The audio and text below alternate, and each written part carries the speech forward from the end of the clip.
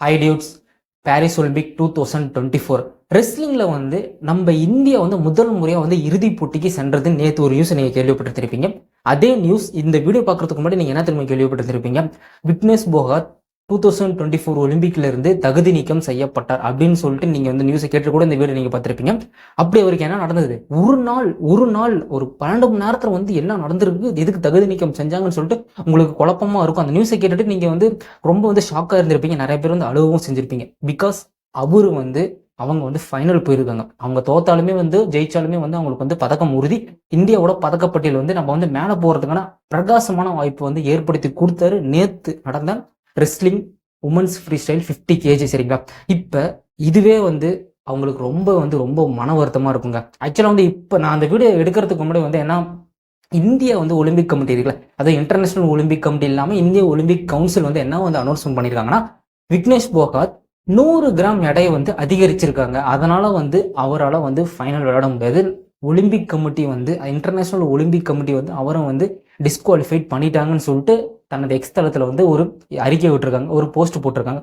அதுக்கப்புறம் வந்து எல்லாருமே இதை பற்றி தாங்க பேச ஆரம்பிச்சாங்க. பிகாஸ் ரெஸ்லிங்கில் இதுவரையுமே வந்து எந்த ஒரு உமன், இதுவரையும் இந்தியா வந்து ரெஸ்லிங்கில் நடந்த ஒலிம்பிக்கில் எந்த உமன்ஸ் எதுவுமே வந்து ஃபைனல் போனதில், மென்னுமே வந்து ஃபைனல் போனதே கிடையாது. இவங்க மட்டும்தான் வந்து ஃபைனல் போயிருக்காங்க. இவங்க வந்து கடந்த வந்த பாதியை நீங்கள் எடுத்துக்கிட்டே வச்சோங்க. 2016 ஒலிம்பிக்லேயும் வந்து இவங்களுக்கு வந்து அடிபட்டுருச்சு, இவங்களால பங்கேற்க முடியல. 2020 டோக்கியோ ஒலிம்பிக்லையும் இவங்களால் அடிபட்டுருச்சு, பங்கேற்க முடியல. 2024 ஒலிம்பிக்கில் நான் கண்டிப்பாக வந்து பதக்கம் வெல்வேன்னு சொல்லிட்டு அவங்க போனாங்க. ஃபைனலுக்கும் போயிருந்தாங்க. ஃபைனல் போயிட்டாங்க. அவங்க தோத்தாலும் ஜெயிச்சாலும் பதக்கம் உறுதி. பட் அவங்க என்ன நிலைமையில இருந்து இந்த நியூஸ் வந்து கேள்விப்பட்டிருந்தா எப்படி இருந்திருக்கும். எல்லாருமே இந்தியாவில் இருக்க 144 கோடி மக்களுமே வந்து இந்த நியூஸை கேட்டு ரொம்ப வந்து பயந்துருப்பீங்க. இப்போ அதை வந்து டீட்டெயில்டாக நான் வந்து உங்களுக்கு கிளியர் கட்டாக நான் வந்து சொல்ல போகிறேன். தெரிஞ்சுக்கலாமா? வாங்க. ஃபர்ஸ்ட் ஆஃப் ஆல் இவரோட கேஜி எவ்வளோன்னு கேட்டிங்கன்னு வச்சுக்கோங்க, 50 kg. அதாவது பாக்ஸிங் அப்புறம் வந்து ரெஸ்லிங் நீங்கள் எடுத்துக்கிட்டு வச்சுக்கோங்க, அந்த கேஜி வந்து முக்கியம். சரிங்களா, இந்த கேஜிக்கு வந்து நீங்கள் அதிகமாக போனீங்கன்னா ஒரு லிமிட் கேஜி 50 kgக்குள்ளே இருக்கணும். அது நீங்கள் 44 இருக்கலாம், 48 இருக்கலாம். ஆனால் 50 kgக்கு ஒரு 100 கிராம், ஒரு 50 கிராம் நீங்கள் வந்து வெயிட் கூடினாலுமே வந்து நீங்கள் டிஸ்குவாலிஃபை பண்ணியிருக்கேன். நம்ம இந்தியா இவருக்கு மட்டும் கிடையாதுங்க, அங்கே விளாட்ற எல்லா ரெஸ்லருக்கும் இது வந்து பொருந்தும். இவர் வந்து 50 kg கேட்டகரியில் வந்து விளாண்டுருக்காங்க. சரிங்களா, நேற்றே வந்து ஒரு 3 மேட்ச் விளாண்டுருக்காங்க. அதாவது குவார்டர் ஃபைனல், செமிஃபைனல், அதுக்கு முன்னாடி வந்து ஒரு தகுதி சுற்றி மாதிரி இருக்கும். அதுக்கப்புறம் குவார்டர் ஃபைனல், செமிஃபைனல் சொல்லிட்டு ஒரு 4 ரெஸ்லிங், ஒரு 3 ரெஸ்லிங் எல்லாத்தையுமே தம்சம் பண்ணிட்டு வந்து ஃபைனல் போயிருக்காங்க. நேற்று நைட்டு எல்லா இந்தியர்களும் வந்து ஹாப்பியாக இருந்திருப்பாங்க. பிகாஸ் வந்து இந்தியா வந்து 4th மெடல், அதாவது அது வந்து கோல்டாக இருக்கும் இல்லை வந்து சில்வராக இருக்கும், 4th மெடல் கண்டிப்பாக வந்து ஜெயிச்சிரும் அப்படின்னு சொல்லிட்டு இந்திய மக்கள் எல்லாருமே வந்து ஹாப்பியாக இருந்திருப்பீங்க. அன்ஃபார்ச்சுனேட்டாக ஒரே நாளில் அப்படியே வந்து டோட்டலாக மாறிடுச்சு. ஸோ இதுக்கு பின்னாடி இருக்க காரணம் என்ன நீங்கள் கேட்டீங்கன்னு வச்சுக்கோங்க. இப்போ வந்து ஒரு மேட்ச், அதாவது பாக்ஸிங் ரெஸ்லிங்கை பொறுத்த வரையுமே வந்து இன்றைக்கி மேட்ச் இருக்குன்னா இன்றைக்கி காலையில் வந்து அவங்க எடை போடுவாங்க. அது வந்து பாக்ஸிங் ரெஸ்லிங், இது வந்து காமன் திங். எடை போட்டத்தில் வந்து விக்னேஷ் போகாத்துன்ற ஒரு மல்யுத்த வீராங்கனை ஃபைனலுக்கு போனாங்களா, அவங்களோட இடையில வந்து 100 கிராம் வந்து அதிகரிச்சிருக்கு. நேற்றே வந்து அவங்க வந்து 3 மேட்ச் தொடர்ந்து வந்து ப்ளே பண்ணாங்க.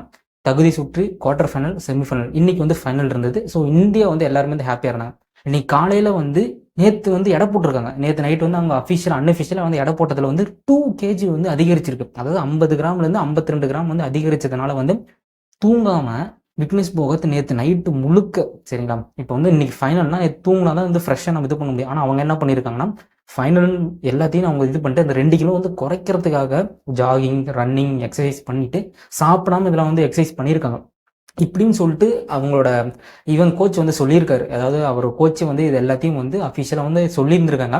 அண்ட் தென் அதில் கடைசியாக வந்து இந்த 100 கிராம குறைக்க தான் வந்து ரொம்ப வந்து ஹார்ட் ஒர்க் பண்ணாங்க. பட் வந்து இந்த 100 கிராம குறைக்க முடியாதனால வந்து எங்களால் வந்து இந்த போட்டியிலேருந்து நாங்கள் வந்து டிஸ்குவாலிஃபைடு ஆகிட்டோம் அப்படின்னு சொல்லிட்டு அவங்க கோச்சே வந்து சொல்லியிருக்காங்க. அதே மாதிரி வந்து விக்னேஷ் போகத்தும் வந்து அவங்க வந்து இன்ஸ்டாகிராம் பேஜில் வந்து வரதை தெரிவிச்சிருந்தாங்க. ஸோ கடுமையாக உழைச்சிருந்துருக்காங்க. நைட்டு ஃபுல்லாக அவங்க வந்து தூங்கவே கிடையாது.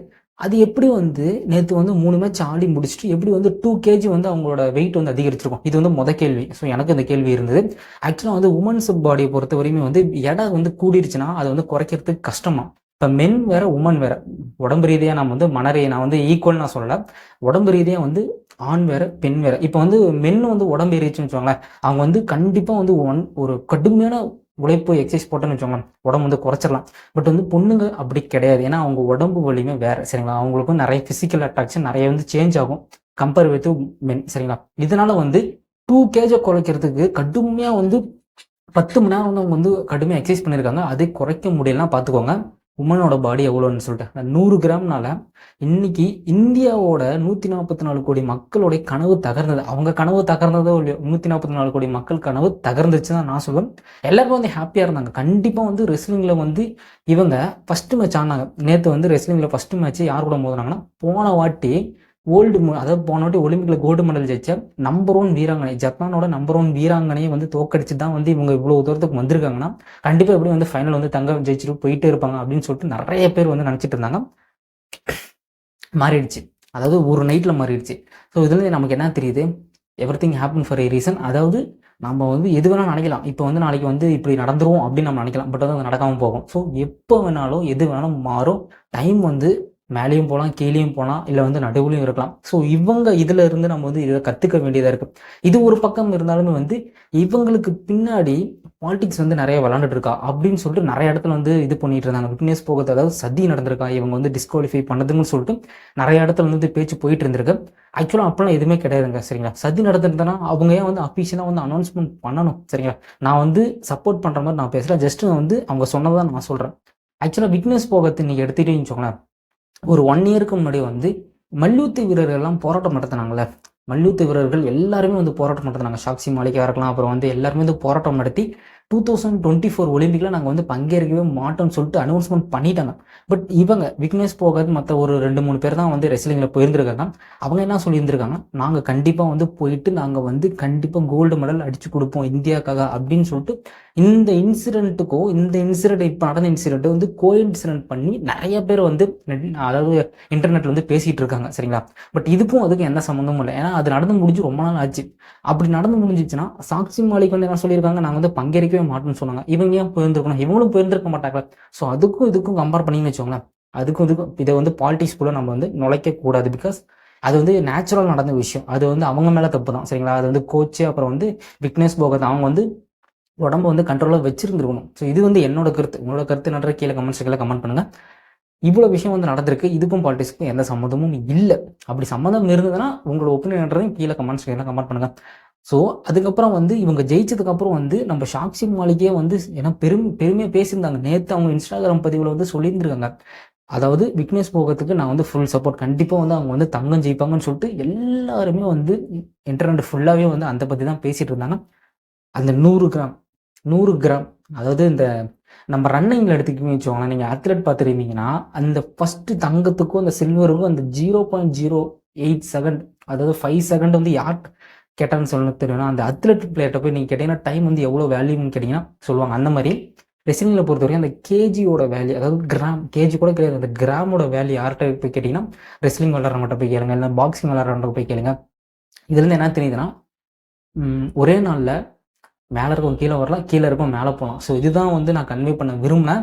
ஸோ இவ்வளோ விஷயம் நடந்திருக்குங்க. ஸோ ஒரு நைட்டில் வந்து தங்கம் ஜெயிக்க வேண்டியவங்க தங்கம் ஜெயிக்கல, தங்கம் ஜெயிக்க கூடாத ஆள் வந்து தங்கம் ஜெயிக்க போகிறாங்க. ஸோ இதுதான் வந்து அங்கே நடக்க போகுது. Olympic already international Olympic committee மேலே ஏகப்பட்ட குற்றச்சாட்டு இல்லை, பாரிஸ் ஒலிம்பிக் வச்சதில் பாரிஸ் ஒலிம்பிக் ஏகப்பட்ட சர்ச்சை ஏற்படுத்துன்னு சொல்லிட்டு நான் ஒரு வீடியோ போட்டிருக்கேன். அதை நீங்கள் போய் பார்க்கணும்னா அந்த வீடியோ பார்த்துட்டு அந்த வீடியோ போய் பாருங்க.